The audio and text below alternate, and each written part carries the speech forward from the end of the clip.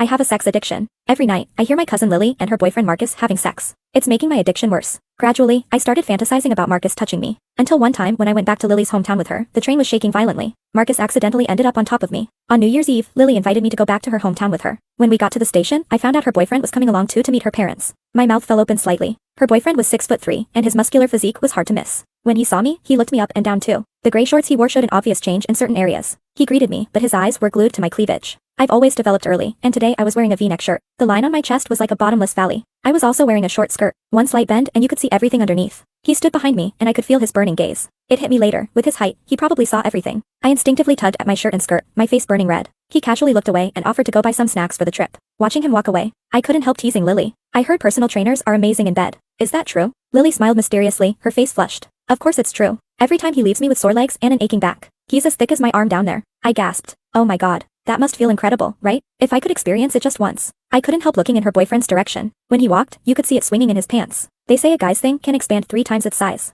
I secretly measured it with my hand and instantly felt weak in the knees. That big. What would it feel like if it went inside? Lily had told me before that her boyfriend had a huge appetite, at least 6 or 7 times a day. No wonder Lily always looked so glowing whenever I saw her. She was clearly being well taken care of. While I was lost in thought, Lily leaned over and winked at me. You're still a virgin, right? Want to try it? My breathing quickened. I bit my lip, feeling guilty. Lily, stop teasing me. When I looked up, I caught Marcus's eyes flashing with interest when he heard Lily say I was a virgin. Finally, we got on the train. Lily had bought tickets for a sleeper car. There were only the 3 of us in this compartment, with a curtain at the entrance for privacy. She and Marcus were lying on the bunk across from me. Lily was on her phone, leaning against him while his hands roamed freely over her chest. Watching made my face flush and my heart race. I could only awkwardly scroll through my phone, but my eyes kept drifting back to them. Lily was wearing a tight purple dress today that showed off her perfect figure. 10 minutes passed, and I'd already seen Marcus slip his hand between Lily's legs several times. When his fingers came out, they were wet and sticky. Lily's face was flushed as she whispered coyly, Claire's still here. It was evening now, and most people on the train were asleep. The conductor had dimmed the lights to their lowest setting, and Lily actually straddled Marcus's waist and started making out with him. I licked my lips, my imagination running wild. Before I knew it, I'd fallen asleep.